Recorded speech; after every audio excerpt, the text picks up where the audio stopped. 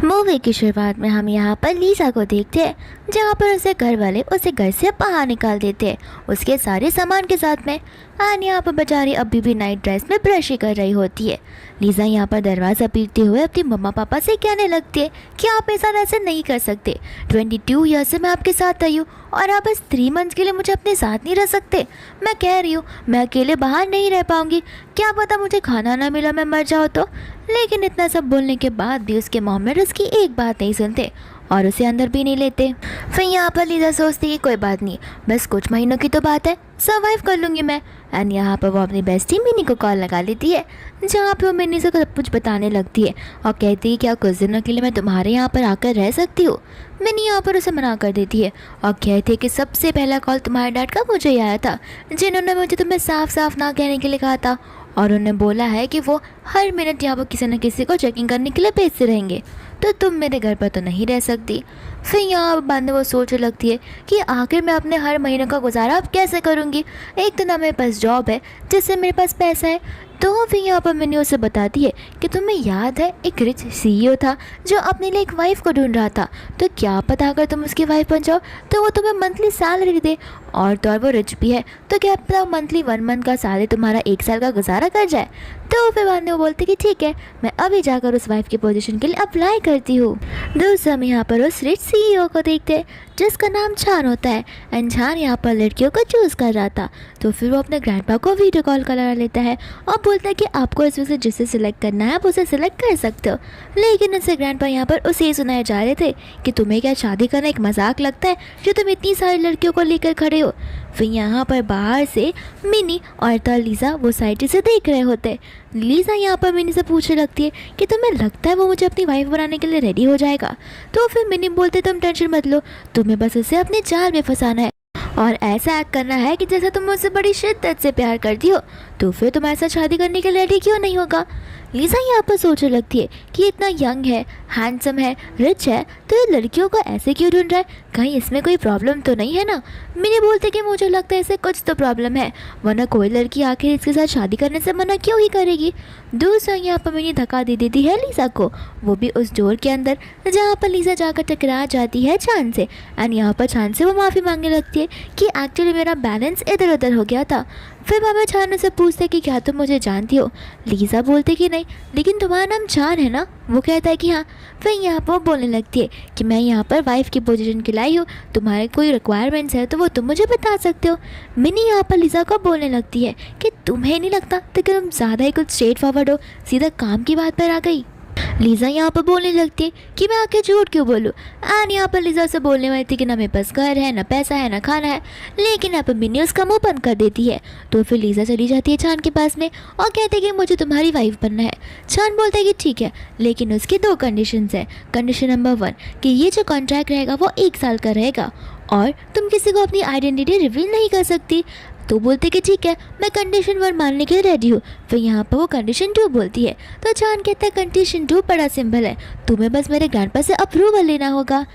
तो फिर यहाँ पर वो फ़ोन को ले लेती है और ग्रैंडपा से बात करना शुरू कर देती है। सबसे पहले वो अपने आप को इंट्रोड्यूस करवाती है और कहती है कि आपको मिस्टर चांद की टेंशन लेने की कोई ज़रूरत नहीं है, मैं उनकी हमेशा देखभाल करूँगी और उनका ख्याल रखकर करूँगी। और हाँ, रही बात पैसे की, तो मुझे ज़्यादा पैसे नहीं चाहिए, मुझे मंथली 5000 में चलेगा।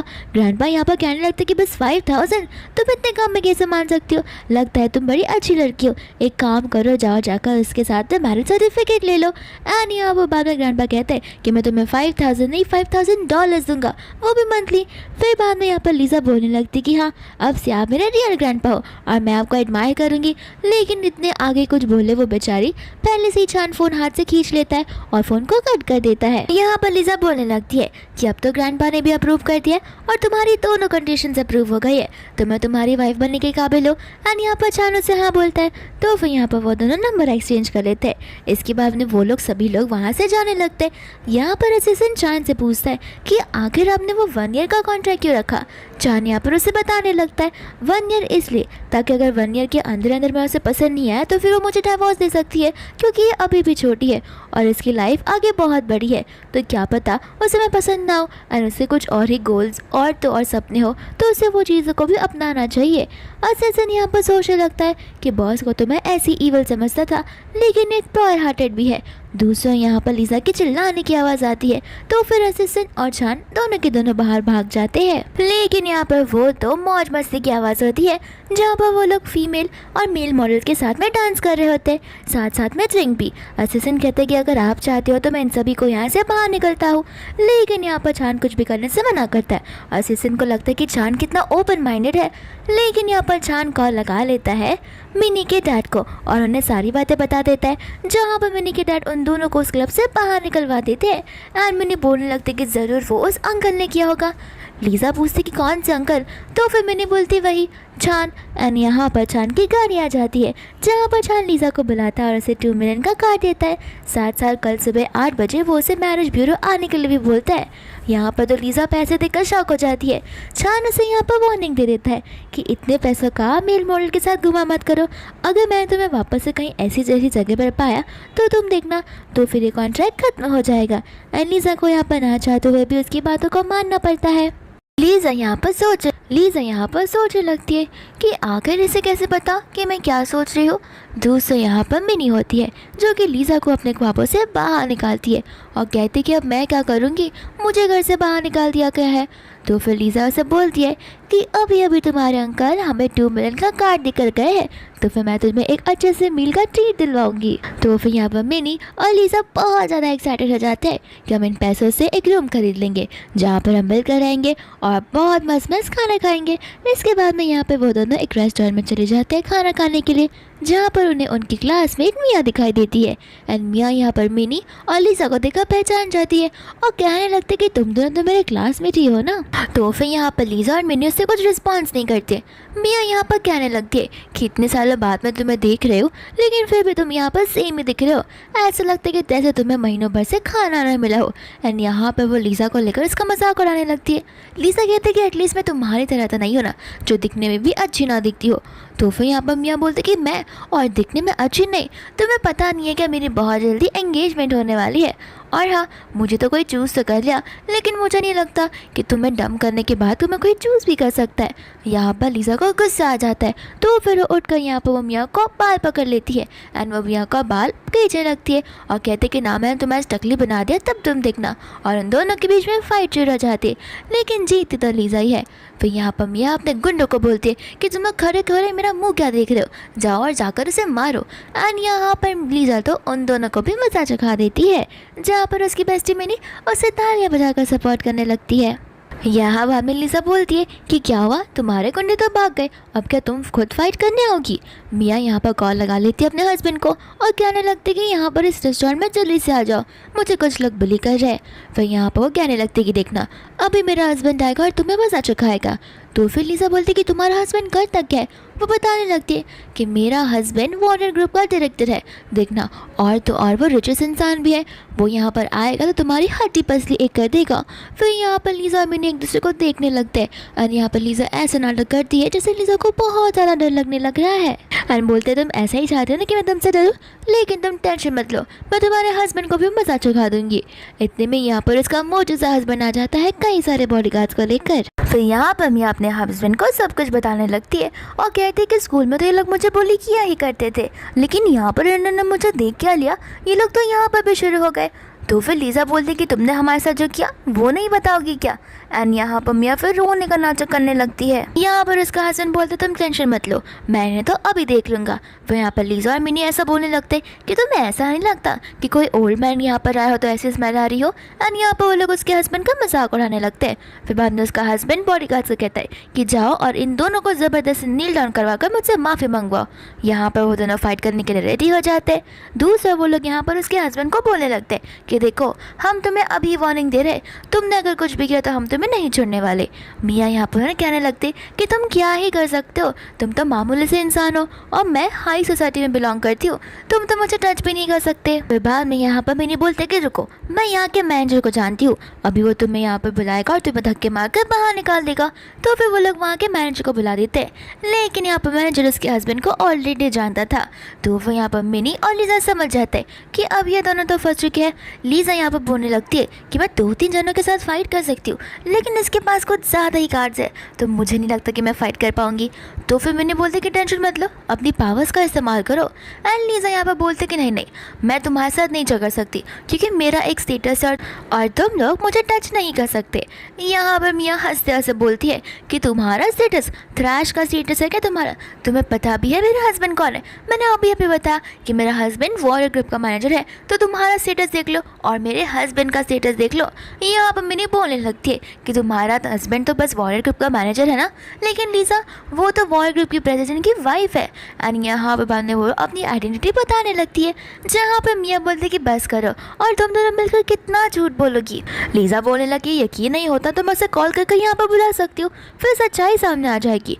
मियाँ बोलते कि ठीक है, एक काम करो और कॉल कर उसे यहाँ पर बुलाओ। अगर वो सचमुच यहाँ पर आ गया तो फिर मैं नील डॉन का तुमसे माफ़ी मांगूंगी और ये एक्सेप्ट कर लूँगी कि मैं पागल हूँ। लेकिन अगर वो यहाँ पर नहीं आया तो तुम दोनों को नील डॉन का मुझसे माफ़ी मांगनी होगी और मेरे शूज़ को भी लिक करना होगा। तो फिर लीजा यहाँ पर अग्री कर देती है। फिर मिनी यहाँ पर लीजा से कंफर्म करती है कि तुम्हें पक्का पता है ना तुम मुझे कॉल करोगी तो वो वहाँ पर आएगा। लीजा बोलते कि मैं कॉल करूँ? मुझे लगा तुम कॉल करोगी क्योंकि वो तुम्हारे अंकल है। मिनी बोलती है अंकल तो है लेकिन दूर के रिश्तेदार है ना, मेरा कोई प्राइवेट कज़न थोड़ी ना है वो। तो फिर लीजा बोलती है कोई बात नहीं, मैं खुद ही कॉल कर उसे कंफर्म करती हूँ, हम कम से कम एक बार ट्राई तो कर ही सकते हैं। इसके बाद में यहाँ पर वो कॉल लगा लेती है छान को, जहाँ पर असिस्टेंट के पास से फ़ोन होता है। तो फिर छान फ़ोन को पिक करता है। लीजा बोलने लगती है कि मुझे यहाँ पर बहुत सारे लोग परेशान कर रहे हैं, प्लीज़ जल्दी से आकर मेरी मदद कर लो। एंड छान यहाँ पर मीटिंग को कैंसिल कर लेता है और बोलता है कि हमें पैलेस होटल जाना होगा और हाँ, गन्स लेना मत भूलना। लीजा यहाँ पर बोलने लगती है कि देखा मैं तो उन्हें कॉल लगा दिया, अब कुछ ही टाइम में यहाँ पर आ जाएगा। मियाँ बोलने लगती है कि एक बार उसे आने तो दो, क्या पता तुमने किसी फेक इंसान को कॉल लगाया हो ताकि तुम्हें ऐसा लगे कि हम डर जाएंगे और हम यहाँ से भाग जाएंगे। लेकिन टेंशन मत लो, हम यहाँ पर तब तक रुकेंगे जब तक तुम्हारा सो कॉल हस्बैंड छान यहाँ पर नहीं आता। यहाँ पर लीजा बोलती है कि ठीक है, रुक जाओ 10 मिनट के लिए, वो जब आएगा तभी चीज़ें देख लेना। फिर मियाँ यहाँ पर डरने लगती है और अपने हस्बैंड से कहती है कि तुम्हें नहीं लगता ये कुछ ज़्यादा ही कॉन्फिडेंस लग रही है। उसका हस्बैंड बोलने लगता है कि टेंशन मत लो, मेरा बॉस शादी कर लेगा और मुझे पता भी नहीं चलेगा, ये चीज़ पॉसिबल ही नहीं है, ये लड़की तो सिर्फ हवा में बातें किए जा रही है, तुम इसकी बातों पर यकीन मत करो। मियाँ यहाँ पर बोलने लगती है कि लगता है ये लोग यहाँ पर झूठ बोल रहे हैं, तो हमें 10 मिनट वेट करने की क्या ही ज़रूरत है। एंड यहाँ पर वो बॉडीगार्ड्स को बोलने लगती है कि जाओ और अभी के अभी इन्हें नील डाउन करवाओ। लीजा बोलती है कि तुम तुम्हारे वर्ड्स पर तो रह ही नहीं रही हो, तुम 10 मिनट तो रुक के सकती हो। लेकिन मियाँ बोलते हैं कि मेरे पास इतना टाइम नहीं है जो मैं तुम्हारे झूठ को सुनूं। तो यहाँ पर लीजा मिनी को बोलती है देखो जो भी हो जाए, जैसा मारना चाहो वैसा मार लो, लेकिन मार मत खाना। इसके बाद में यहाँ पर वो लोग गुंडों से यानी कि बॉडीगार्ड से लड़ने लगते हैं, लेकिन यहाँ पर मियाँ पकड़ लेती है मिनी को और तो वहाँ पर जो बॉडीगार्ड्स होते हैं वो लीजा को पकड़ लेते हैं। एंड मियाँ के हाथ में एक कांच का बाउल होता है। तो फिर वो बोलती है कि लगता है तुम्हारे हाथ कुछ ज़्यादा चल रहे हैं, तुम चाहती हो कि ये चीज़ मैं तुम्हारी बेस्ट फ्रेंड के ऊपर फोड़ दूँ। तो लीजा बोलते कि नहीं, उसके साथ ये मत करो। एंड यहाँ पर गुस्से में आकर वो लीजा के ऊपर वो बॉल फोड़ने ही वाली थी, लेकिन वो बॉल तो हवा में ही टूट जाता है क्योंकि यहाँ पर छान आ जाता है जो कि गन से उस बॉल पर निशाना मारता है। और यहाँ पर मैं लीजा जाकर उसे हक करने लगती है और रोते रोते बोलने लगती है कि आखिर तुम्हें यहाँ पर आने में इतना टाइम क्यों लग गया, तुम्हें पता भी है कि मैं किन किन चीज़ों से अभी गुजरी हूँ। यहाँ पर तो उसके हस्बैंड के होश और आवाज़ टाइट हो गए होते हैं मिस्टर बोचैन को यहाँ पर देख के। यहाँ पर मियाँ बोलने लगती है कि आखिर ये पागल लड़का कौन है। तो फिर बाद में यहाँ पर उसका हस्बैंड उसे थप्पड़ मार देता है और कहता है कि अपना मुँह बंद रखो। फिर बाद में यहाँ पर वो उसे मिस्टर बो कर नील डाउन करने लगता है। तब मियाँ को पता चलता है कि यही छान है जो कि उसका सचमुच हस्बैंड है। छान यहाँ पर कहने लगता है कि तुम्हारी वाइफ ने मेरी वाइफ को बुली किया है, आखिर तुम इस चीज़ को कैसे सेटल करना चाहोगे। यहाँ पर वो बेचारा हस्बैंड बार बार माफ़ी मांगे जा रहा था। तो फिर छान कहता है कि मुझसे क्या माफ़ी मांग रहे हो, जिसे बुली किया है उससे माफ़ी मांगो। लीजा यहाँ पर बोलने लगती कि ठीक है, मैं माफ़ करने के लिए रेडी हूँ, लेकिन तुम सबको बेड तो याद ही होगी, हमने कहा था कि अगर यहाँ पर छान यहाँ पर आता है तो फिर तुम लोग नील डाउन कर माफ़ी मांगोगे और एक्सेप्ट करोगे कि तुम पागल हो। यहाँ पर मियाँ बोलते कि इम्पॉसिबल, मैं ये कर ही नहीं सकती। लेकिन यहाँ पर उसका हस्बैंड उसे उठकर थप्पड़ मारता है और ज़बरदस्ती उसे नील डाउन करने के लिए बोलता है।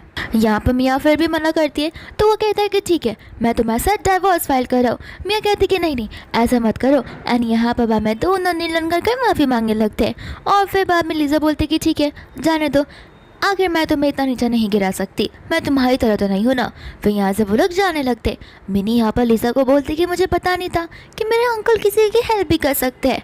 दूसरा यहाँ पर होटल का मैनेजर होता है जो कि मिस्टर चांद से पूछ रहा था कि आखिर हम दोनों को इन्हें कैसे सेटल करना पड़ेगा। यहाँ पर वो असिस्टेंट उसके हस्बैंड से बोलने लगता है कि तुमने उनकी वाइफ के साथ में बहुत गलत किया है, लगता है हमें तुम्हें उस कंपनी से निकालना ही पड़ेगा। इतना बोलकर वो वहाँ से चला जाता है, जहाँ पर उसके हस्बैंड का दिमाग खराब हो जाता है मियाँ पर, और वो मियाँ को मारते हुए कहने लगता है कि ये सब तुम्हारी वजह से हुआ है, अगर तुम यहाँ पर नहीं आई होती और उन्हें बुरी नहीं की होती तो ये सब होता ही नहीं। फिर यहाँ पर वो उसे और भी मारता है। एंड दूसरा यहाँ पर लीजा और चांद चले गए होते हैं मैरिज ब्यूरो, जहाँ पर उन्होंने अपना मैरिज सर्टिफिकेट ले लिया होता है। तो लीजा चांद से कहती है कि अब तो हमने सर्टिफिकेट भी ले लिया है, तो तुम मुझे ग्रैंडपा से मिलवाने कब लेकर चल रहे हो। चांद बोलने लगता है कि लगता है तुम्हें तुम्हारे 50 मिलियन बहुत जल्दी देखना है। लीजा बोलती है ऐसी बात नहीं है, मुझे बस तुम्हारे ग्रैंडपा से मिलना है, और रही बात 50 मिलियन की, तो हाँ वो तो मैं अपने सपनों में अभी भी देखती हूँ। चांद यहाँ पर बोलते हैं कि टेंशन मत लो, मेरे ग्रैंडपा की 70th बर्थडे वाली एनिवर्सरी होगी, जहाँ पर मैं तुम्हें लेकर चलूँगा और तुम उनसे तभी मिल लेना। दूसरा यहाँ पर चांद से लेकर अपने घर पर आ जाता है, जहाँ पर कई सारी मेड्स होती है और उन्हें उनकी शादी के लिए कॉन्ग्रेचुलेट करती है।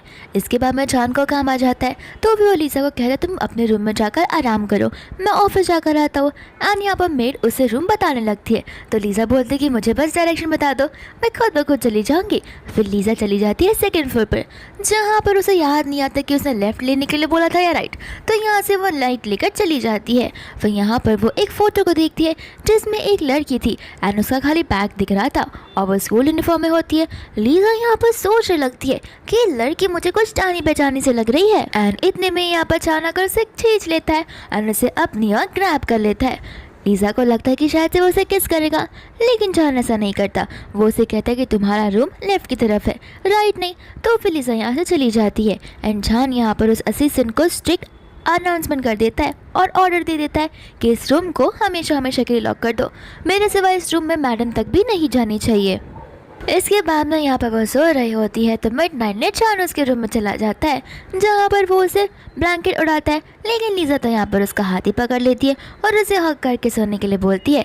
तो फिर यहाँ पर चांद पीछे से उसे हक करता है एंड बाद में उसे कहता है कि आज तो मैं तुम्हें माफ़ करा, लेकिन नेक्स्ट टाइम नहीं। फिर इसके बाद में वो लोग यहीं पर सो जाते हैं। इसके बाद में यहाँ पर सुबह हो जाती है, जहाँ पर लीजा से मिलने के लिए मिनी आ जाती है और मिनी बोलते कि मैंने सुना है तुम्हें तुम्हारा सर्टिफिकेट मिल गया है। तो फिर लीजा बोलते कि हाँ अब तुम्हें मुझे आंटी कहकर बुलाना होगा। एंड यहाँ पर दोनों हंसने लगते। मिनी को यहाँ पर लीजा के नेक पर एक हिगी का बाइट दिखता है, तो वो कहने लगती कि तुम्हें यहाँ पर क्या हुआ, कल रात तुम दोनों के बीच कुछ हुआ था। तो लीजा बोलती कि नहीं, मैं तो अकेले ही अपने रूम में सोई थी और हमारे बीच कुछ हो सके ऐसा तो पॉसिबल ही नहीं है। मैंने बोलती कि हाँ मेरा अंकल ऐसे नहीं है जो कि एक लड़की के ऊपर फिदा हो जाए, लेकिन यहाँ पर हमें अच्छे से पता होता है कि रात को चांद वहाँ पर आया था, जहाँ पर उसने लीजा को वहाँ पर किस किया था। यहाँ पर मेड उनकी सारी बातें सुन रही होती है, तो वो उसे बता नहीं वाली थी कि चांद उसके रूम में आया था, लेकिन इतने में ही चांद उस हॉल एरिया में आ जाता है, तो फिर मेड कुछ बोल नहीं पाती। एंड चांद यहाँ पर लीजा के लिए एक ड्रेस गिफ्ट लेकर आया होता है और कहता है कि आज ग्रैंडपा का बर्थडे है, तो आज की पार्टी में तुम्हें ये ड्रेस पहनना है। लीजा यहाँ पर मिनी से पूछती है कि तुम नहीं आने वाली हो। मिनी कहते कि तुम्हारी स्पॉटलाइट में क्यों ही चिराओ, इससे अच्छा है तुम ही चली जाओ। वह यहाँ पर लीजा वो ड्रेस पहन कर आ जाती है, जहाँ पर चांद उसे देखता ही रह जाता है। दूसरा हम यहाँ पर ग्रैंडपा को देखते हैं, जहाँ पर वो आंटी ग्रैंडपा से बात कर रही होती है और कहने लगती है कि मैंने सुना है कि आज तो चांद एक लड़की को लेकर आने वाला है। तो ग्रैंडपा कहते कि मुझे तो बिल्कुल यकीन नहीं है, मुझे तो लगता है कि उसने कुछ तो स्कैम किया होगा, वो इंसान लड़कियों के साथ शादी कर रही है तो पॉसिबल ही नहीं है। एंड यहाँ पर साथ ही साथ हम शीन को भी देखते हैं, जो कि बैठकर उन दोनों की बातें सुन रही होती है। तो फिर यहाँ पर शीन भी बोलने लगती है कि अगर आप लोग माइंड ना करें तो मैं एक आपसे सलाह देना चाहूँगी, क्यों ना मैं और चांद मिलकर शादी कर ले। तो यहाँ पर उसकी मॉम बोलने लगती है ये तो बड़ी अच्छी बात है, तुम लोग बचपन से एक साथ रहे हो और एक साथ पले बड़े हो, तो फिर हो सकता है तुम दोनों अच्छे से एक दूसरे का साथ दो। एंड यहाँ पर ग्रैंडपा भी खुश हो जाते हैं, लेकिन इतने ही समय में चांद आ जाता है लीजा को लेकर। एंड यहाँ पर शीन चली जाती है और बोलती है कि लड़की कौन है। लीजा यहाँ पर चांद से कहती है कि लगता है तुम्हारी फैमिली कुछ ज़्यादा ही बड़ी है, लेकिन चांद बोलता है कि ये लोग इंपॉर्टेंट नहीं है, मैं तुम्हें ग्रैंडपा से मिलवाने के लिए ले चलता हूँ।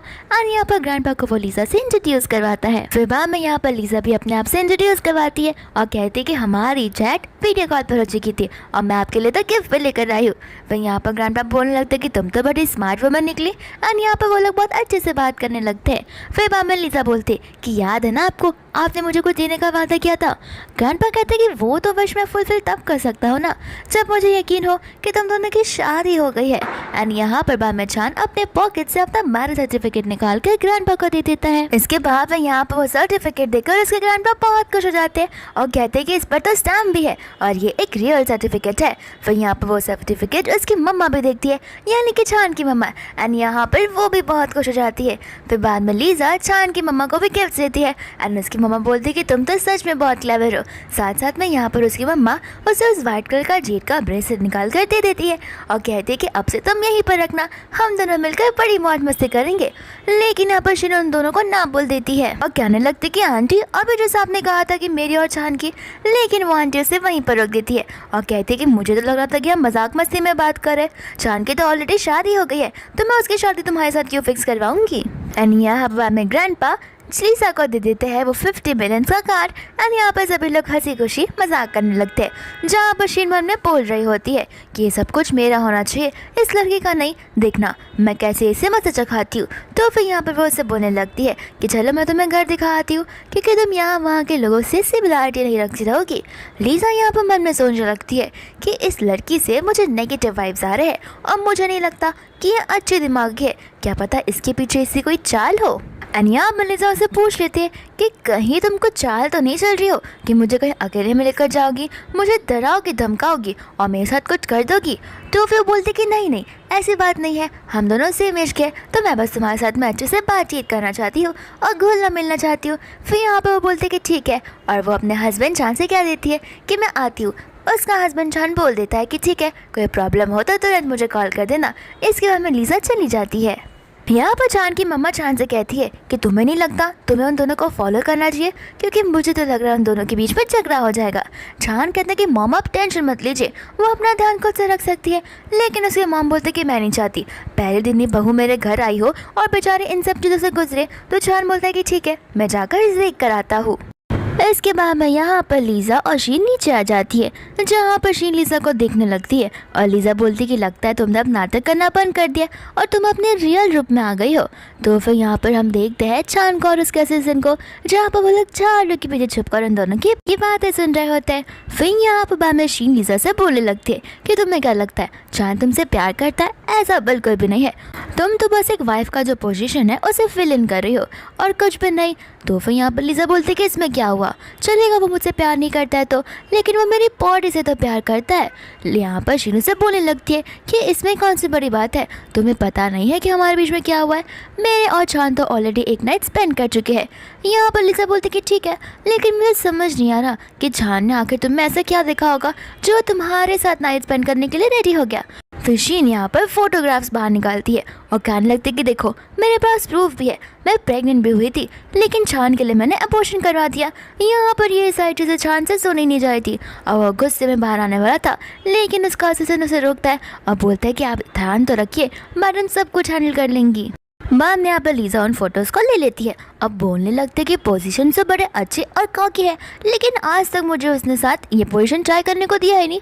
हो सकता है शायद से उससे मेरे साथ रूड ना होना हो क्योंकि मैं इतनी डेलिकेट जो हूँ। यहाँ पर शीन को और गुस्सा आता है तो फिर गुस्से में आकर बोलती कि मैं तो तुम्हारे चेहरे को बिल्कुल नहीं छोड़ूंगी। और यहाँ पर वो चाकू निकाल देती है, जहाँ पर वो चाकू से लीजा के फेस पर वार करने लगती है। यहाँ पर चान से भागते हुए बचा नहीं आता है, लेकिन इतने में लीजा उसका हाथ पकड़ कर मरोड़ देती है और उसे ज़मीन पर गिरा देती है। फिर वो उसे ऐसे मारती है कि जो देखकर चान भी डरने लगता है। यहाँ पर लीजा शीन की एक बात सुनने के लिए रेडी नहीं थी। शीन यहाँ पर उसे छोड़ने के लिए बोल रही थी, लेकिन लीजा तो यहाँ पर उसे थप्पड़ पे थप्पड़ मारी जा रही थी। शीन बोलते कि रुको, वो फैमिली को आने दो, उन सबको तुम्हारा असली रूप मिल जाएगा। लीजा बोलने थी कि दिखने दो मेरा असली रूप, आखिर वो भी तो जाने कि तुम किस तरीके से मुझे ट्रिगर कर रही थी और जानबूझकर ये सब कर रही थी, और तुम्हारी हिम्मत कैसे हुई मेरी इंसल्ट करने की। और वो उसे थप्पड़ मारते ही जाती है। इतने में यहाँ पर सभी फैमिली मेंबर्स आ जाते हैं। एंड फिर बाद में यहाँ पर शीन सभी को बोलने लगती है कि देखिए ना, ये मुझे जान से मारने की कोशिश कर रही थी। फिर लीजा फटाफट यहाँ पर अपने बालों को बिगाड़ती है और रोते हुए चली जाती है चान के पास में और कहने लगती है कि देखो ना, ये जानबूझकर यहाँ पर मेरे को मारने आ रही थी, इसके पास चाकू भी है, और जब मैंने इसे अपने आप से दूर किया तो फिर खुद ब खुद नीचे गिर गई और खुद ही को थप्पड़ मारने लगी और कहने लगी कि देखना, मैं उनसे कहूँगी कि तुमने मुझे थप्पड़ मारा है तो वो लोग तुम्हें नहीं छोड़ेंगे। यहाँ पर असिस्टेंट मन में बोल रहा होता है कि मैडम तो बड़ी अच्छी अच्छी एक्टर निकली। यहाँ पर आंटी और ग्रैंडपा दोनों के दोनों यहाँ पर शीन पर चिल्लाने लगते, लेकिन शीन कहती रहती है कि मैं सच बता रही हूँ, मुझे चोट लगी है, मुझसे पूछो। फिर यहाँ पर लीजा वापस से रोने का नाटक करती है और बोलती कि इसने मुझे ऐसे ही कहा था कि आप लोग को ऐसा बोलेगी तो आप लोग इसकी बातों को मान लोगे, लगता है कोई मुझ पर विश्वास ही नहीं करता। तो फिर यहाँ पर साथ साथ वो उस फोटोज को भी बताने लगती है और कहते कि इसने मुझे कहा कि छान किया और इसने ऑलरेडी नाइट स्पेंड कर ली है। फिर यहाँ पर असिस्टेंट उन फोटोज को उठाता है जहाँ पे छान बोलता है कि तुम्हें मुझ पर भरोसा है या फिर नहीं। लीजा बोलती कि मुझे तुम पर ऑलरेडी भरोसा है, लेकिन ये मुझे डिवाइस कर रही थी।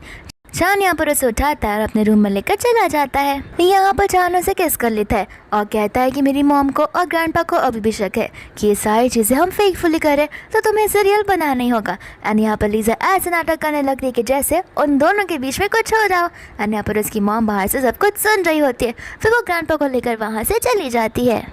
इसके बाद में यहाँ पर वो लोग डिनर करने के लिए बैठ जाते हैं, जहाँ पर लीजा छान को एक डिश देती है। एंड यहाँ पर उसकी मम्मा उसे रोकना तो चाहती है, लेकिन छान उस डिश को खा लेता है। फिर उसे खांसी आने लगती है एंड लीजा समझ जाती है कि छान स्पाइसी चीज़ें नहीं खा सकता, लेकिन छान यहाँ पर जोर जोर बोलने लगती कि नहीं, वो तो बस मैं जल्दी जल्दी खाता था इसलिए चोक कर गया। फिर बाद में यहाँ पर उसकी मम पूछने लगती कि आखिर तुम दोनों प्यार में कैसे पड़े। एंड यहाँ पर लीजा फंस जाती है, लेकिन हमारी लीजा बहुत स्मार्ट होती है जो यहाँ पर बहाने बनाने लगती है और वो सिचुएशन को हैंडल कर देती है। और उसकी मॉम बोलती है कि जैसे तुम खाना खा लोगी वैसे तुम मेरे रूम में आना, मुझे तुम्हें कुछ सरप्राइज देना है। फिर यहाँ पर जैसे ही वो उसके रूम में जाती है, उसकी मॉम उसके लिए अलग अलग प्रकार की ज्वेलरीज ला कर रखती है। फिर यहाँ पर लीजा तो पहले वो सब लेने से मना कर देती है, तो उसकी मम्मा उसे कहती है कि ये सारे गिफ्ट्स मुझे मेरी मदर इन लॉ ने दिए थे और मैं भी तुम्हारी मदर इन लॉ हूँ, तो मैं तुम्हें इन गिफ्ट्स को एक्सेप्ट करना ही पड़ेगा। फिर यहाँ पर सारे गिफ्ट्स लीजा लेने के लिए रेडी हो जाती है। दूसरा यहाँ पर चांद की मम्मा उसे एक और बड़ा सा बॉक्स देती है और कहती है कि स्पेशल गिफ्ट है, इसे अपने रूम पर ही जाकर खोलना। यहाँ पर लीजा सोचने लगती है कि इन सारे छोटे छोटे बॉक्सेस में इतनी महंगी चीज़ें थी, तो ये तो बहुत बड़ा सा बॉक्स है, इसमें न जाने कौन सा डायमंड वाला पीस निकलेगा।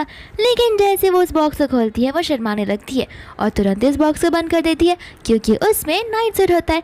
इसके बाद में वो लोग कार से वापस घर जा रहे होते हैं। छान से पूछता है कि आखिर इस बॉक्स में ऐसा क्या है जो तुम इसे पकड़ कर चल रही हो। लीजा बोलते कोई स्पेशल चीज़ है, मैं क्यों तुम्हें हर बात बताऊँ। एंड यहाँ पर वो उसे कुछ भी बताने से मना कर देती है। दूसरा यहाँ पर वो लोग बाहर निकलते हैं तो फिर मिनी होती है अपने बैग पैक के साथ में, तो फिर छान उसे क्या देता है कि मैं तुम्हारा अंकल हूँ, तुम्हारा डैड नहीं, जो तुम्हें अपने घर पे रखूँगा। फिर मिनी यहाँ पर लीजा की ओर देखती है। लीजा यहाँ पर छान को समझाने लगती है कि देखो अभी फ़िलहाल उसे घर से निकाल दिया गया है, उसके पास ना रहने के लिए जगह है ना खाने के लिए पैसे, तो तुम्हें नहीं लगता एज अ फ्रेंड मुझे उसकी हेल्प करनी चाहिए। छान बोलता है कि ठीक है, एक वीक के लिए वो हमारे यहाँ पर रह सकती है, लेकिन उसे जॉब ढूंढना होगा। एंड जैसे ही उसे जॉब लग जाएगी एक वीक में वो घर के बाहर निकल जाएगी। यहाँ पर मिनी बोलने लगती है एक वीक इतना कम टाइम, वो भी जॉब ढूंढने के लिए। तुम्हें पता भी है अनएम्प्लॉयमेंट रेशियो इस दुनिया में कितना बढ़ चुका है और जॉब मिलना कितना मुश्किल है। लीजा यहाँ पर बाद में छान से रिक्वेस्ट करने लगती है, लेकिन छान यहाँ पर लीजा की बातों को नहीं सुनता। तो मिनी बोलती कि कोई बात नहीं, जाने दो, मैं रास्ते पर झाड़ू मारकर अपना गुजारा कर लिया करूँगी। लीजा बोलती कि तुम टेंशन मत लो, मैं भी तुम्हारा साथ दूंगी, मैं भी रास्ते पर झाड़ू मार दिया करूँगी। उन दोनों को लग रहा था कि छान उनकी बात सुनकर पिघल जाएगा, लेकिन छान बोलता है कि ठीक है तुम टेंशन मत लो। उन्हें लग रहा था कि छान उनकी हेल्प करेगा, लेकिन छान यहाँ पर उन्हें सपोर्ट करते हुए बोलता है कि तुम झाड़ू जो मारोगी उसकी टेंशन मत लेना, मैं तुम दोनों को वो झाड़ू स्पॉन्सर करने के लिए रेडी हूँ, तुम्हारा खर्चा भी नहीं होगा। यहाँ पर लीजा को गुस्सा आता है, वो कहने लगती है कि तुम तो बहुत ईवल पसंद हो, मुझे तुम बिल्कुल नहीं पसंद हो। एंड यहाँ पर वो कहने लगती कि मैं जा रही हूँ मिनी के साथ शॉपिंग करने के लिए। एंड छान यहाँ पर उसे अपना क्रेडिट कार्ड दे देता है। फिर मिनी भी यहाँ पर क्रेडिट कार्ड मांगती है, तो छान वापस से रिपीट करता है तुम्हारा अंकल हो, तुम्हारा पापा नहीं। एंड यहाँ पर मिनी को गुस्सा आ जाता है। इसके बाद में वो लोग शॉपिंग करने के लिए चले जाते हैं। यहाँ पर वो लोग एक ज्वेलरी स्टोर में चले जाते हैं, जहाँ पर कई सारी चीज़ें चेक करने के बाद फाइनली लीजा को कुछ पसंद आ जाता है। एंड लीजा वो खरीदने के लिए रेडी हो जाती है। एंड इतने टाइम में यहाँ पर डेज़ी आ जाती है। डेज़ी को देखकर वो लोग याद करने लगते हैं। एंड यहाँ पर हमें पता चलता है कि डेज़ी का जो बॉयफ्रेंड है वो लीजा का एक्स हुआ करता था, एंड उसने लीजा पर चीट किया था, वो भी डेज़ी के साथ में। इस वजह से डेज़ी का और लीजा का 36 का आंकड़ा है। फिर यहाँ पर डेज़ी वही पीस को मंगवाती है जो पीस लीजा खरीदना चाहती है, लेकिन स्टाफ बोल देती है कि ये तो खाली इकलौता पीस है, हमारे पास इसके 2 सेट्स नहीं है, तो आप दोनों में से किसी एक को ये चीज़ मिल सकता है। डेज़ी यहाँ पर स्टाफ से कहने लगती है कि तुम्हें तो पता ही होगा मैं यहाँ की VIP मेंबर हूँ, तो ये चीज़ सब मुझे ही मिलनी चाहिए। वह यहाँ पर लीजा का और डेज़ी का उन दोनों का झगड़ा होने लगता है। लीजा यहाँ पर बोलने लगती है कि आखिर कब तक तुम मेरी चीज़ें छीनती रहोगी। सबसे पहले तुमने मेरा बॉयफ्रेंड छीना, उसके बाद में मामूली सा डायमंड सेट, तुम ये मुझसे छीनना चाहती हो। आखिर तुम कितना नीचे गिर सकती हो। यहाँ पर डेजी को भी गुस्सा आता है और वो कहने लगती है कि रुको मैं अभी तुम्हें बताती हूँ। फिर वो कॉल लगा लेती है जी को, यानी कि अपने बॉयफ्रेंड को, और वो उसे यहीं पर बुला देती है, जहाँ पर जी और तो डेजी एक साथ बहुत प्यारे लग रहे थे, ऐसा लीजा बोलने लगती है। लेकिन बाद में कहती है कि तुम्हें क्या लगता है मैं ऐसा बोलूँगी, तुम दोनों तो एकदम अजीब से ही लग रहे हो। फिर बाद में यहाँ पर लीजा उसे बोलने लगती है कि मुझे नहीं लगता तुम जो काम जी से करने के लिए कहोगी वो जी तुम्हारे लिए करेगा। डेजी बोलते कि इसकी चिंता तुम मत करो, जी वो सारे काम करता है जो मैं उसे कहती हूँ। लीजा बोलती कि अच्छा तो उसे नील डाउन कर कर बताओ। यहाँ पर जी नील डाउन करने से पहले हेजिटेट करता है एंड बाद में डेजी उसे आके दिखाने लगती है। तो फिर बाद में जी को नील डाउन करना पड़ता है एंड यहाँ पर लीजा और मिनी ज़ोर ज़ोर से हंसने लगते हैं और कहते हैं कि तुम देख रहे हो किस तरीके से वो तुम्हें डॉग की तरह ट्रीट कर रही है और तुम उसकी फालतू बातें भी मान रहे हो। एंड यहाँ पर वो लोग जी का भी मजाक उड़ाने लगते हैं। इसके बाद में स्टाफ उस ब्रेसलेट को रैपर करके लेकर आती है, लेकिन लीजा बोलती है कि देखा तुम ये लेना चाहते हो ले सकती हो। फिर बाद में यहाँ पर मैंने बोलती है कि आखिर तुम उसे वो सारी चीज़ें देने क्यों लग रही हो। तो फिर बाद में लीजा यहाँ पर उसे कान में बोलती है कि तुम्हें पता ना हो तो मैं तुम्हें याद दिला रही हूँ, ये जितना भी चीज़ें हैं वो तुम्हारे अंकल ओन करते हैं, यानी कि वही इस शोरूम के मालिक है। और तुम्हें नहीं लगता कि मैं जितनी चीज़ें सेल करूँगी हमें ही प्रॉफिट होगा और मैं तुम्हारे अंकल को प्रॉफिट करवाऊँगी, जहाँ पर से अगर हम 1% भी प्रॉफिट ले लेंगे तो फिर हमें मिलियंस में पैसे मिलेंगे। तो फिर यहाँ पर लीजा जानबूझकर बोलती है कि मुझे ये सारी चीज़ें नहीं चाहिए, मुझे एक काम करो पीछे के सारे बैग्स पैक करवा दो। एंड यहाँ पर डेजी भी जानबूझकर कहने लगती है कि वो सारे बैग्स मुझे चाहिए और मैं उन सबको बाय करूँगी। लीजा बोलते कि ठीक है तुम खुद ही बाय कर लेना। यहाँ पर डेजी बोलने लगती कि तुम आखिर इतनी खुश क्यों हो रही हो। लीजा बोलते कि कुछ नहीं, मैं बस देखना चाहती हूँ कि ये सारी चीज़ें तुम अफोर्ड भी कर पाती हो या फिर नहीं। दूसरा यहाँ पर लीजा को चांद का टैक्स आ जाता है, जहाँ पर उसने एक ऑडियो मैसेज भेजा होता है कि मैंने तुम्हारे नाम पर वो मॉल कर दिया है, जहाँ पर जो भी प्रॉफिट होगा वो सीधा तुम्हारे बैंक अकाउंट में आ जाएगा। यहाँ पर डेजी चिल्लाते हुए कहती है कि आखिर तुम मिस्टर बो को कैसे जानती हो। वो कहने लगती कि मिस्टर बो चैन मेरे हस्बैंड है। डेजी बोलती कि झूठ मत बोलो, वो तो आवाज़ ही मुझे उसकी नहीं लग रही थी। लीजा बोलती कि ठीक है मानना है तो मानो, नहीं मानना है तो मत मानो। दूसरा यहाँ पर स्टाफ को भी असिस्टेंट की ओर से सारा का सारा ऑर्डर्स मिल जाता है एंड यहाँ पर स्टाफ भी बोलने लगती है कि अभी मिसेस लीजा इस पूरे मॉल की मालकिन है, तो फिर आप उनसे ही बात कीजिए आपको क्या चाहिए और क्या नहीं। यहाँ पर बाद में डेजी लीजा के और उसके हस्बैंड की बेइज्जती करने लगती है, जहाँ पर लीजा को बड़ा गुस्सा आता है और यहाँ पर लीजा उसे थप्पड़ मार देती है और उसे बोलने का मौका नहीं देती। जी यहाँ पर बीच में आने ही वाला था, लेकिन लीजा साथ साथ में उसे भी मारने लगती है और कहते कि चुपचाप यहाँ चले जाओ वरना मैं तुम दोनों को नहीं छेड़ूंगी। इतना बोलकर वो लोग वहाँ से चले जाते हैं एंड यहाँ पर डेजी ठान लेती है कि इस लड़की को मैं बाद में बताऊंगी।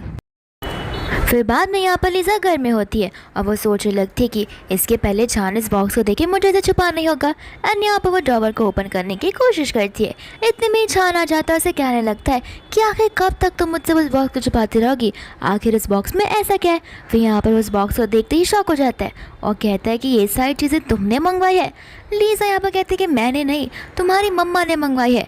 यहाँ पर वो अपनी मम्मा का नाम सुनते ही शॉक हो जाता है। फिर लीजा बोलती है कि तुम टेंशन मत लो, मैं इसे अंदर रख लेती हूँ, हमें इसे यूज़ करने की कोई ज़रूरत नहीं है। फिर भारत जैसे ही उस बॉक्स को अंदर रखती है चान उसे करीब चला जाता है और कहता है कि अगर तुम चाहो तो तुम उसे फील कर सकती हो। एंड यहाँ पर वो उसे अपने ऐप्स बताने लगता है, जहाँ पर लीजा शर्मा जाती है। तो चान कहता है कि तुम्हें नहीं लगता मम्मा ने ये सारी चीज़ें बहुत मुश्किल से दी है तो हमें इसका यूज़ करना चाहिए। लेकिन यहाँ पर लीजा शर्मा आकर बेड पर सोने के लिए चली जाती है एंड चान भी उसके साथ चला जाता है और मन में सोचने लगता है कि आखिर मैं इस सिली सी लड़की को कैसे बताऊँ कि मेरे लिए उसके लिए क्या फील करता हूँ। नेक्स्ट मॉर्निंग यहाँ पर लीजा और मिनी आराम से बैठकर फेस मास्क लगा रहे होते हैं, लेकिन उनके मॉम डैड का कॉल आने लगता है, वो भी वीडियो कॉल। एंड यहाँ पर उन्हें एक आइडिया आता है जहाँ पर वो लोग मेड की ड्रेस में ड्रेसअप कर लेते हैं और ऐसा दिखाते हैं कि दिन रात यहाँ पर वो लोग काम करते हैं और उन्हें बड़ी मुश्किल से पैसे मिलते हैं। फिर यहाँ पर वो लोग बाकी की मेड को इशारा करके बुलाते हैं एंड यहाँ पर वो लोग उन पर जानबूझकर झूठा मूठा चिल्लाने लगते हैं ताकि उनके मॉम डैड को समझ सके कि वो लोग मिलकर इसके ऊपर कितना ज़्यादा अत्याचार कर रहे हैं। साथ साथ यहाँ पर वो लोग फ़ोन को गिरा देते हैं और एक दूसरे के मुँह पर लिपस्टिक भी लगाने लगते हैं ताकि ऐसा लगे कि इन्हें बहुत मारा गया है। इतने में यहाँ पर आ जाता है चान, जहाँ पर वो उन्हें देखने लगता है और बोलता है कि तुम्हारा चक्कर क्या चल रहा है, है एंड लीजा उसका मुंह बंद कर देती है और कॉल कट करती है। फिर यहाँ पर छान सब कुछ समझ आता है। लीजा बोलती है कि तुमसे ज़्यादा प्रीशियस इंसान मेरी ज़िंदगी में कोई नहीं है एंड यहाँ पर वो उसे बटरिंग करने लगती है। इसके बाद में यहाँ पर वो लोग बैठे होते हैं तो मिनी को न्यूज़ में देखने मिलता है कि लीजा की फैमिली तो बैंकरप्ट जा रही है एंड यहाँ पर लीजा समझ जाती है इन सब के पीछे किसी और का नहीं बल्कि डेज़ी का ही हाथ होता है। दूसरा यहाँ पर वो उसे मिलने के लिए हॉस्पिटल में चली जाती है। जहाँ पर छान यहाँ पर घर आता है तो मिनी उसे सब कुछ बता देती है एंड छान यहाँ पर हॉस्पिटल के लिए निकल पड़ता है। दूसरा यहाँ पर लीजा पहुँच जाती है हॉस्पिटल में और यहाँ पर बिना कुछ सुने वहाँ पर वो डेज़ी का गला दबाने लगती है। डेज़ी बोलती है कि दबा लो गला, जितना ज़ोर से दबाना है दबा लो, देखना मैं तुम्हारी पूरी की पूरी फैमिली को जिंदा काट कर रख दूंगी। एंड यहाँ पर वो लीजा को धमकियाँ देने लगती है। यहाँ पर में लीजा उसे छोड़ देती है और कहते हैं कि मैं अपने हाथ खराब नहीं करना चाहती तुम्हारे साथ ये सारी चीज़ें कर कर। दोस्तों यहाँ पर लीजा चाकू को देखते हुए बोलने लगती है कि अगर ये चाकू तुम्हारे गाल पर चल जाएगा तो मुझे देखना है कि तुम्हारा गाल इसके बाद में कैसा लगेगा। फिर यहाँ पर वो चाकू उसे गालों पर डाल देती है। इतने में जी आ जाता है तो फिर लीजा वो चाकू उसे गले पर डाल देती है। यहाँ पर जी उसे कहता है कि ये सब मत करो तो वो कहती है कि ठीक है मैं ये सब नहीं करूँगी, अगर तुम अभी के अभी सारी चीज़ें पहले जैसा बना दोगे तो। जी कहता है कि हाँ ठीक है जैसे तुम कहोगी वैसा मैं करूँगा। तो फिर लीजा यहाँ पर जाने ही वाली थी लेकिन गार्ड्स उसे रोक देते डेज़ी के हाथ में। एंड यहाँ पर फिर में डेज़ी बोलने लगती है कि देखा कैसे पासा पलट किया, अब देखना मैं तुम्हें कैसे सबक सिखाती हूँ और तुम्हें पता नहीं है कि मुझसे वो तुमसे प्यार नहीं करता। लीजा यहाँ पर कहते कि इससे तुम्हारा कोई इरादा नहीं है तो बोलती है ऐसे कैसे कोई कनेक्शन नहीं है, तुम्हें पता है ना एक रूम है जहाँ पर मेरी फ़ोटो भी है। एंड लीजा को वो लड़की की फ़ोटो याद आने लगती है। फिर बाद में यहाँ पर डेज़ी सभी गार्ड से कहते कि इसे कपड़े अभी के अभी उतारो।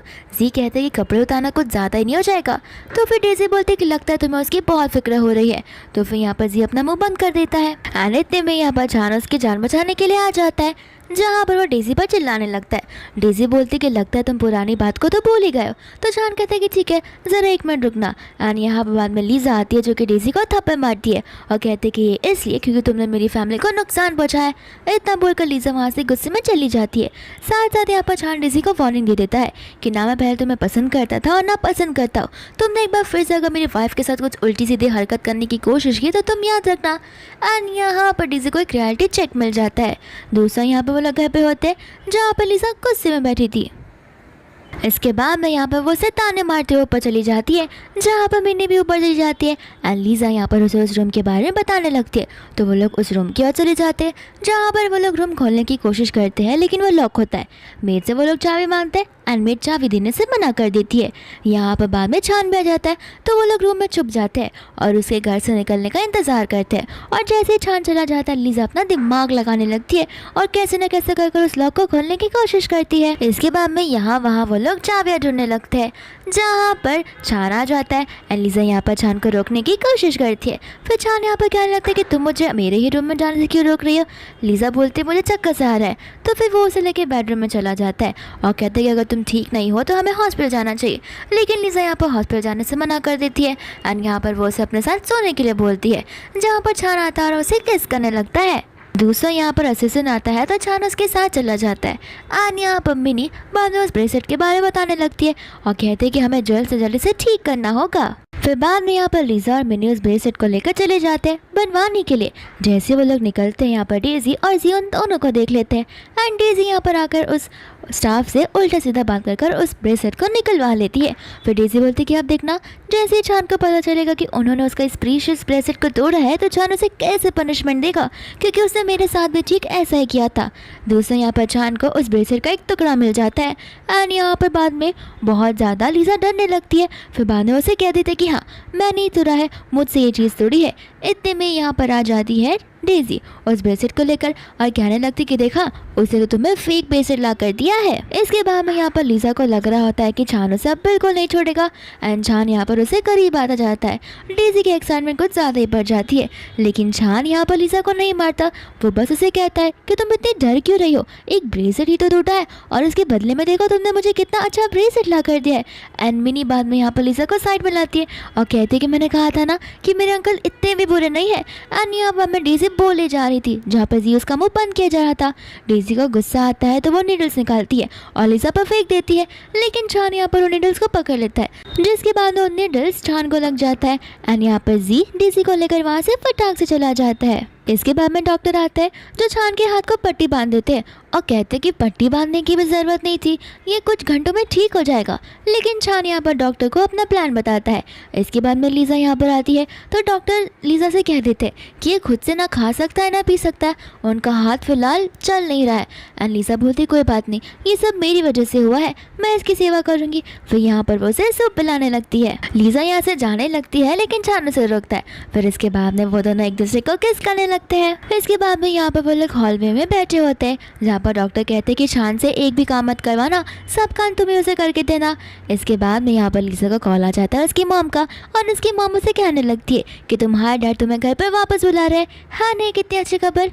लेकिन यहाँ पर लीज़ा को समझ नहीं आ रहा होता कि आखिर वो अपने मॉम डैड को क्या बताएगी कि उसके और छान के बीच में क्या चल रहा है।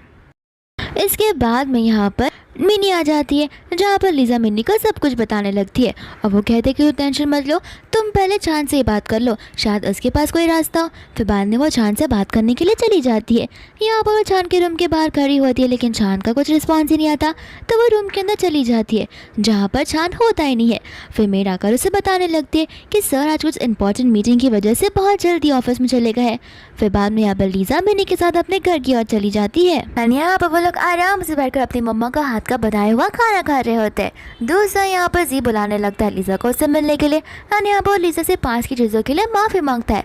साथ साथ में यहाँ पर लीज़ा को एक रिंग के साथ में प्रपोज कर देता है। लीज़ा बोलने लगती कि लगता है तुम्हारे पास अब पैसों की कमी आ गई है और हमें पास का सीन बताया जाता है जहाँ पर डेज़ी को उसे घर से निकाल दिया जाता है क्योंकि उसने मिस सबू को ऑफेंड किया था। एंड यहाँ पर लेकिन ये जी सारे रीजन से बोलता नहीं है। दूसरा यहाँ पर लीज़ा से मना करके जाने लगती है लेकिन यहाँ पर हमें कार को देखते हैं जिसमें छान होता है। एंड यहाँ पर छान उसे नील रंग का प्रपोज करता हुआ देख लेता है और बोल देता है कि चलो ये खुद हैंडल कर सकती है सारी चीज़ें। दूसरा यहाँ पर लीज़ा उसे मना कर जाने लगती है तो छान पीछे से बैकअप उसे करने लगता है और उस चीज़ का फोटो निकाल कर कोई तो छान को भेज देता है। एंड यहाँ पर छान अपने असिस्टेंट से कहता है कि जी का पता लगाओ कि वो कहाँ रहता है। फिर बाद में जैसे ही लीज़ा वहाँ से जाती है जी अपने घर पर गुस्सा होकर चला जाता है एंड उसे घर पर छान सभी बॉडीगार्ड्स को लेकर आ जाता है जहाँ पर सभी लोग उसे टॉर्चर करना शुरू कर देते हैं। दूसरा छान ने बहुत ज़्यादा ड्रिंक किया होता है एंड वो चला जाता है लीज़ा के घर पर। एंड यहाँ पर लीज़ा घबराने लगती है कि कहीं उसके मॉम डैड उसे देख डाले। इसके बाद में यहाँ पर छान में और लीज़ा के बीच में मेकआउट होना शुरू हो जाता है। फिर बाद में सुबह हो जाती है। छान उसे कहते हैं कि मैं यहाँ पर क्या कर रहा हूँ। लीज़ा बोलती कि टेंशन मत लो, लगता तुम्हें रात की बात याद नहीं है। छान उठकर जाने लगता तो लीज़ा बोलती कि अभी मत निकलो, मेरे घर वाले बाहर है, मैं जैसे ही बाहर चली जाऊंगी उसके बाद तुम आ सकते हो।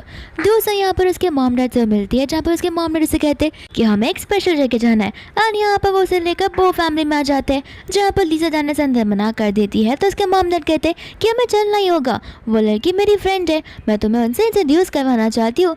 दूसरा यहाँ पर छान भी उस घर पर होता है, उसके मामा और उसके ग्रैंड माँ उस पर चिल्ला रहे होते हैं कि आखिर तुम्हारी वजह से देखा तुम्हारी वाइफ से मैं छोड़कर चली गई। छान कहता है कि वो तो बस कुछ दिनों के लिए गई है, वो वापस आ जाएगी, मैं प्रॉमिस करता हूँ।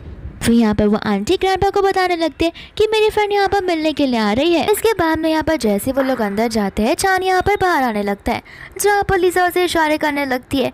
एंड इतने में छान की मम्मा और ग्रैंडपा भी वहाँ पर आ जाते हैं जहाँ पर वो लोग लीज़ा को डॉटर इन लॉ बुलाने लगते हैं। एंड लीज़ा यहाँ पर जाकर छान के पीछे छुप जाती है। फिर बाद में यहाँ पर छानू ने सब कुछ बता देता है एंड अपनी फीलिंग्स लीज़ा के लिए कन्फेस कर देता है तो उसके मॉम डैड भी मान जाते हैं।